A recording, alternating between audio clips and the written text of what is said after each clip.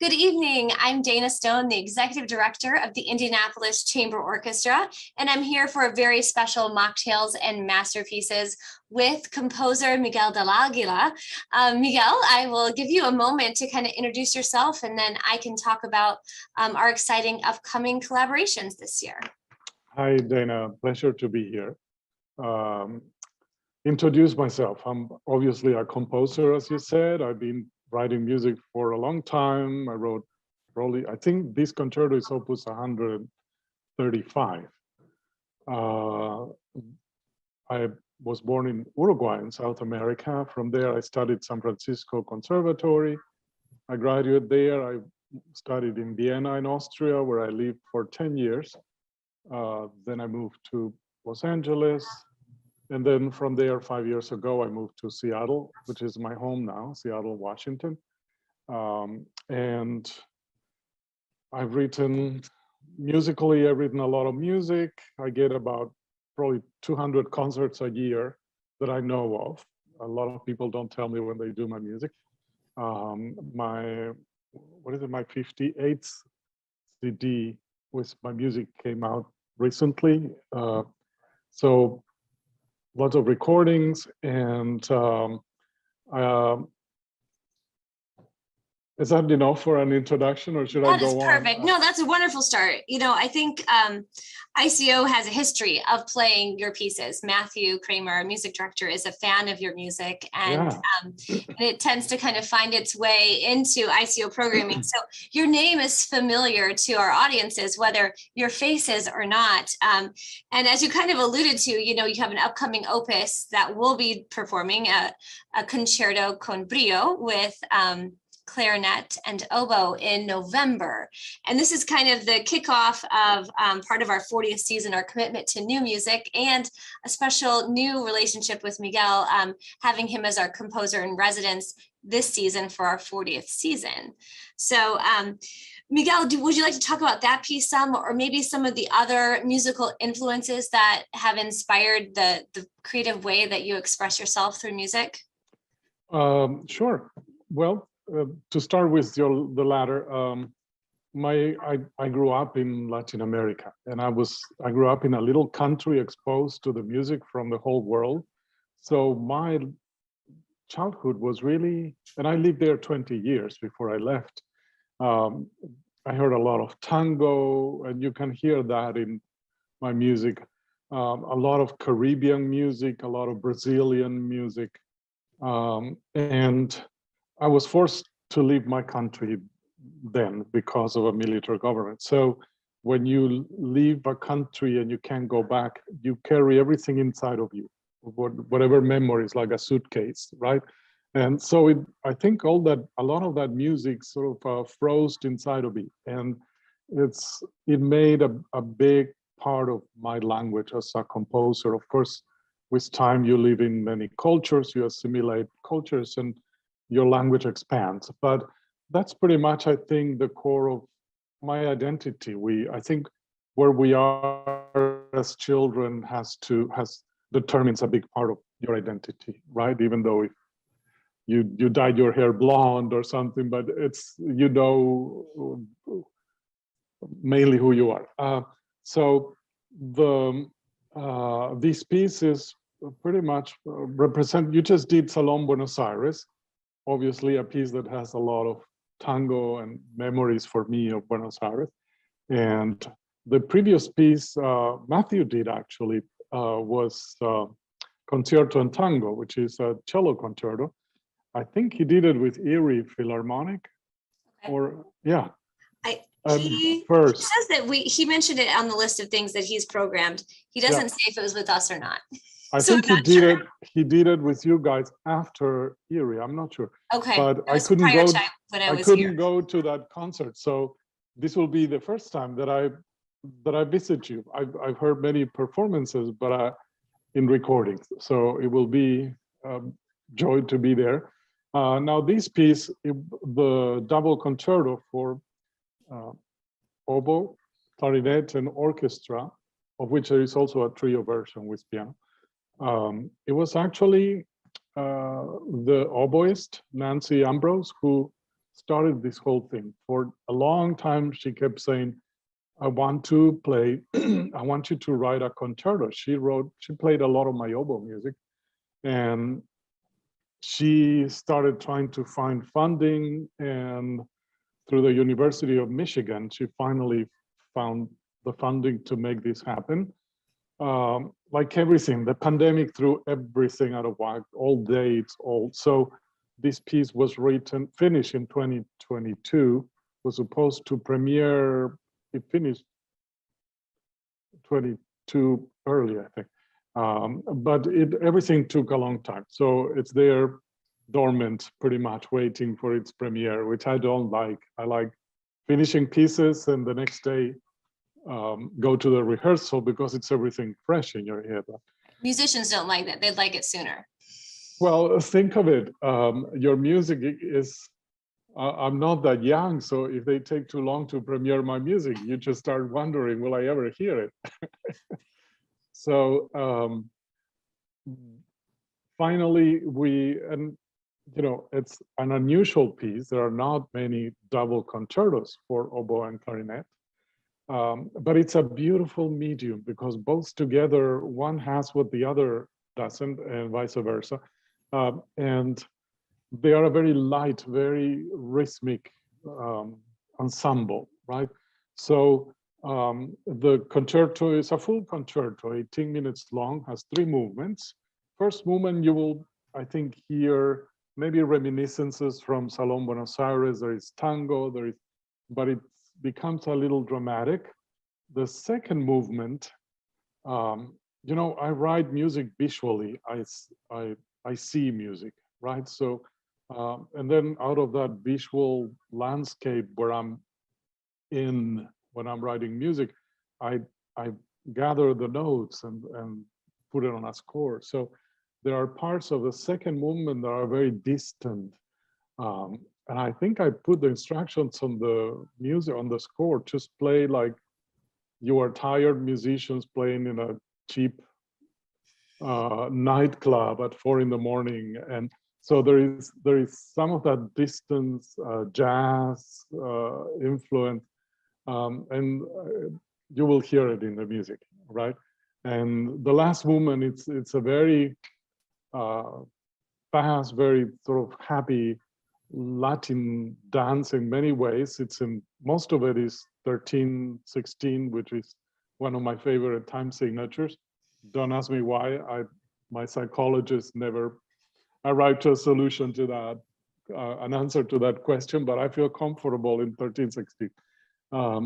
So, which has a lot of influence from Brazilian bossa nova and light samba music. But at the same time, I do love, I mean, my training was classical, and I love, you know, the tradition and the use of the concerto form and the orchestra. So you may hear a lot of the intention of a last movement of a concerto, very light, very sort of Mendelssohn, Haydn, light final rondo movements, right? So, and yeah, that's what it is. It's a small orchestra because you want to hear the soloists. And there is a beautiful interplay between the soloists, which in this case, you know, the soloists are going to be mother and son. So that's going to be interesting to see who obeys who. The funny thing is the son is the clarinetist, and the clarinetist is much louder and can cover the oboe if he wants. So it's going to be interesting to guess family relations, how they get along on this concerto. I'm curious about that too. I think it'll be a really neat experience for audiences, and I'm sure for them too, to be able to prepare this work together. Yeah. And ICO, of course, you mentioned to me earlier, we're the second orchestra to play the piece. It'll premiere earlier in the fall, but our performance will be second, and we're excited to be part of that consortium. I'm glad that you mentioned your complicated meter. Matthew mentioned that as one of the things that makes your music challenging for musicians, and that it tends to happen a lot in the dance rhythms. Would you like to talk about that some more, or share more about I'm thinking of this from a singer's perspective. I don't even know how to start thinking about 13/16. I don't think I could count that. I'm sure that's what every musician says at the beginning, and when they look at the music, which must be very scary. Yeah. But when the moment I sing it, they say, "Oh, that's what it is." I'm sure if I sing the ostinato of the last movement, how is it?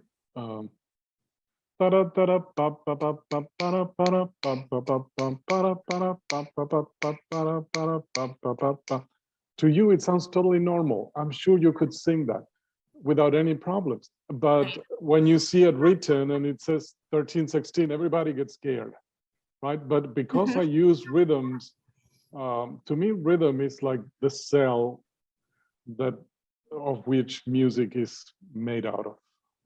The rhythm is what what holds everything together. The rest is the finish of the fabric, or how elastic the fabric is, or how soft, or how thick, or how much thin for winter, or how shiny it is. But the rhythm is the fabric, I believe. So, and why are my rhythms so irregular? I don't know. A friend of mine, a violinist and conductor, Guillermo Figueroa, who's actually next year playing my violin concerto in your area and in a few orchestras, with a few orchestras. He once said just like that, improvising one of those pre-concert talks, he said, "Miguel, I think he has a problem." And I was playing piano on that concert, and I think he suffers from musical arrhythmia.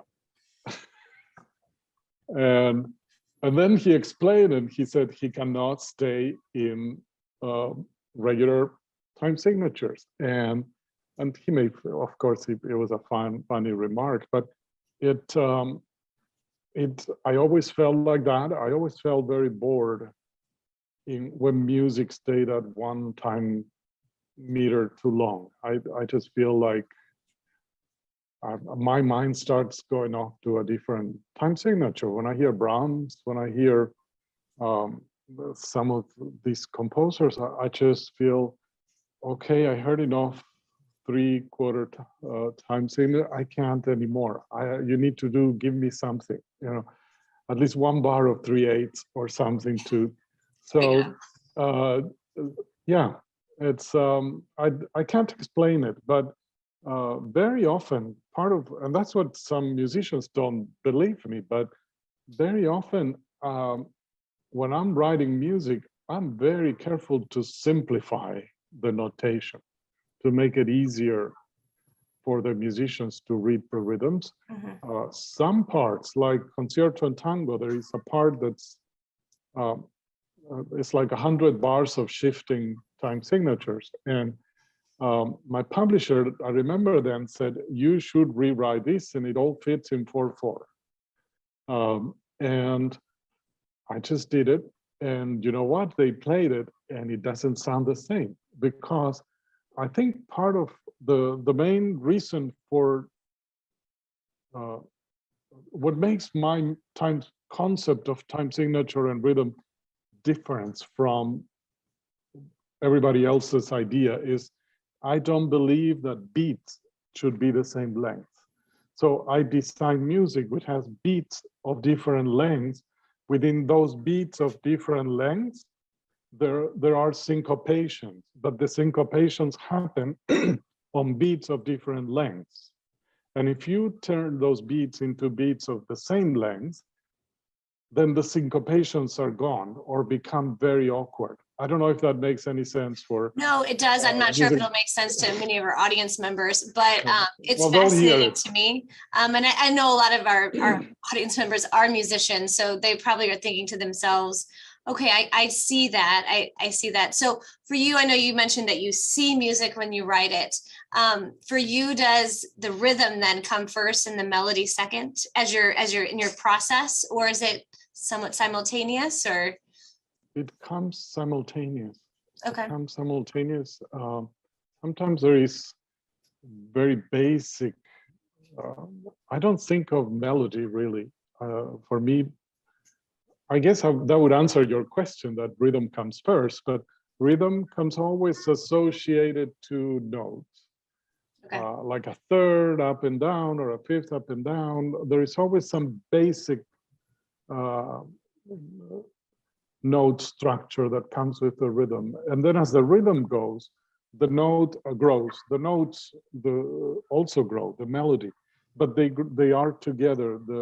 If you take, there is no melody outside of the rhythm. And of course, in lyrical, slower passages, then of course melody has to take over because you can't make rhythm at a very, very low speed. Right? Mm-hmm. Well, let's take a quick moment to hear an excerpt from Salón Buenos Aires. This was the ICO's performance last April, actually just a few months ago. Enjoy.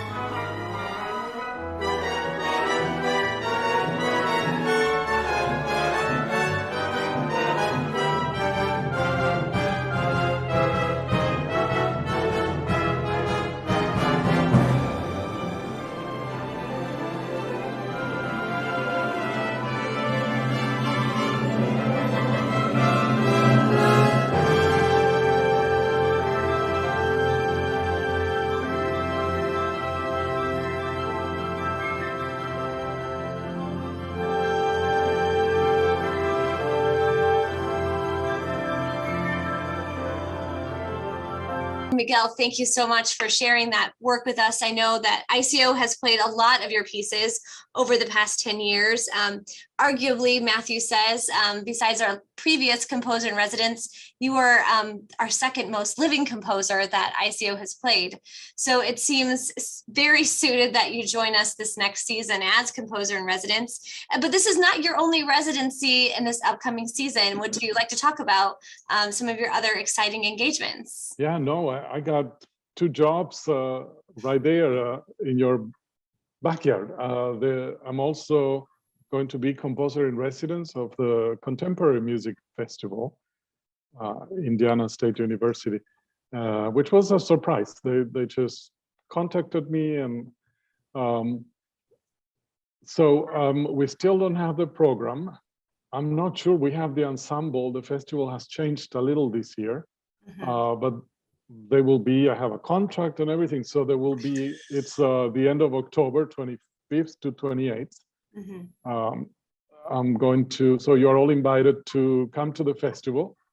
And yeah, and then I'll be back for our Concierto con brio performance November 18th with the orchestra. And I hope I spend more time then to, get to meet your audience and the local universities and musicians. And so that's pretty much the plan. I'm glad I'm going to be able to spend some time with you, with the orchestra and the musicians. I'm excited as well. I know I know that you have not been to Indianapolis with us before, at least. And of course, we played multiples of your pieces. So very excited to meet you in real life and get to kind of share some of your musical knowledge with students here at Butler and some other local institutions who we have longstanding partnerships with. I'm going to ask, what else is exciting for you in the upcoming season or seasons? What are you working on that you'd like to maybe tease about or share with our audiences? No, what I'm working on, I just finished a piece for flute and piano for April play. She commissioned my Submerge. It's a trio for harp, flute, and viola, which gets played a lot. So she's a great flutist, and I had fun writing this piece. So that's what I just finished doing. And there are a few more performances of this Concierto con brio, which you guys are doing just a month after its premiere, planned for next year. Most of them are planned for next year. For the summer, I'm going to not be there, but my music will be at many of the major music festivals, Aspen, Boudoin Music Fest. I'm sorry, I pronounced it in French. And then in Italy, there will be also a few. There is Ritratti in Bari, Accademia Chigiana, and then strangely enough, Vilnius, the city of Vilnius in Lithuania, is celebrating 700 years, so there will be lots of concerts. And for some reason, they chose to perform my music a few times, and why not, right? There is nothing like celebrating Vilnius with Uruguayan American music. And so, and here, Dali Quartet is doing my clocks at some Music in the Mountains, and that's all I remember. Yeah, well, that sounds like an awful lot. Go to my website and yeah, definitely. And I'm sure there is something happening in a city near you. Definitely. Well, Miguel, thank you so much for your time today. And we very much look forward to meeting you in November and to experiencing your music, more of your music, and sharing that with our audiences here. And for those of you that are interested in learning more about ICO programs, you can visit icomusic.org. We are currently, it is June. So season tickets, full season subscriptions are on sale exclusively until July 1, when some of our more advanced packages become available, and then single tickets on August 1st. So we hope you will join us for the full season. There are still some great seats available. And Miguel, thank you again for your time and look forward to seeing you soon. Thank you. So do I. Looking forward to all this.